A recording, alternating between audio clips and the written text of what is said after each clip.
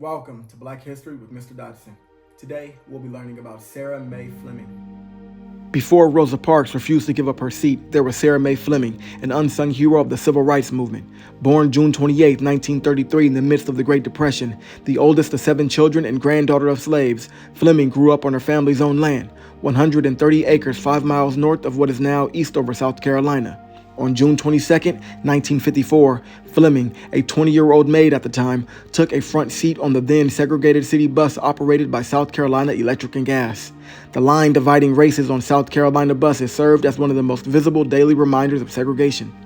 Enforced by bus drivers vested with powers of a deputy sheriff, the line inscribed into a body of state laws that had for 3 generations separated blacks and whites.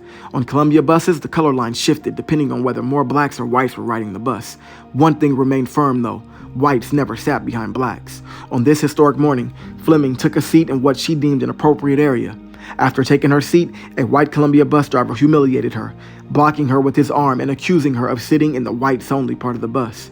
This incident occurred 17 months before Rosa Parks took her stand against segregation on city buses in Montgomery, Alabama. Flemming challenged segregation on SCE and G buses in Columbia. Encouraged by several well-known civil rights activists and attorneys, she filed a suit against them.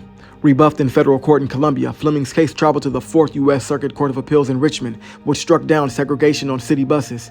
The ruling was widely ignored, but is cited in the decision on the far better publicized Rosa Parks case, which led to the end of segregated buses. In 1955, Flemming's win in court was big news in black newspapers across the country. The bigger news is that this young woman, in the face of Jim Crow politics, took a step that forever changed the face of civil rights in the South. And that's American history.